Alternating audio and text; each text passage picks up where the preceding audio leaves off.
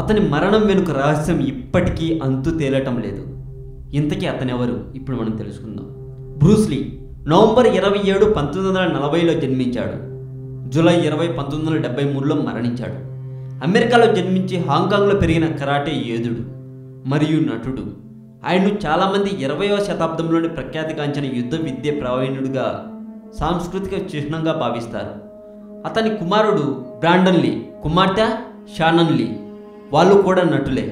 తమ్ముడు రాబర్ట్ 1960వ దశకంలో హాంకాంగ్ను ఒక ఊపు ఊపిన థండర్ బర్డ్స్ అనే సంగీత బృందంలో సభ్యుడు. బ్రూస్ లీ బాల్యం. బ్రూస్ లీ కాలిఫోర్నియా రాష్ట్రంలోని శాన్ ఫ్రాన్సిస్కో అనే నగరంలో జన్మించి హాంకాంగ్లో పెరిగాడు. లీ జన్మించిన సంవత్సరం చైనీస్ క్యాలెండర్ ప్రకారం డ్రాగన్ సంవత్సరం అంటారు. బ్రూస్ లీ గురించి కొన్ని విషయాలు. స్పీడ్ ఫైటింగ్ టెక్నిక్తో ప్రపంచవ్యాప్తంగా గుర్తింపు తెచ్చుకున్న వ్యక్తి.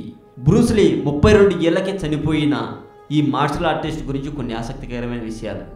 బ్రూస్ లీ అసలు పేరు Lee Jun fan.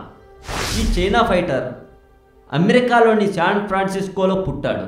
Bruce Lee ప్రైవేట్గా కుంగ్ఫూ పాఠాలు చెప్పడానికి గంటకు $275 వసూలు చేసేవాడు. ఫైటింగ్లో బ్రూస్ లీ చెయ్యి కనురెప్ప పాటు కంటే వేగంగా కదులుతుంది.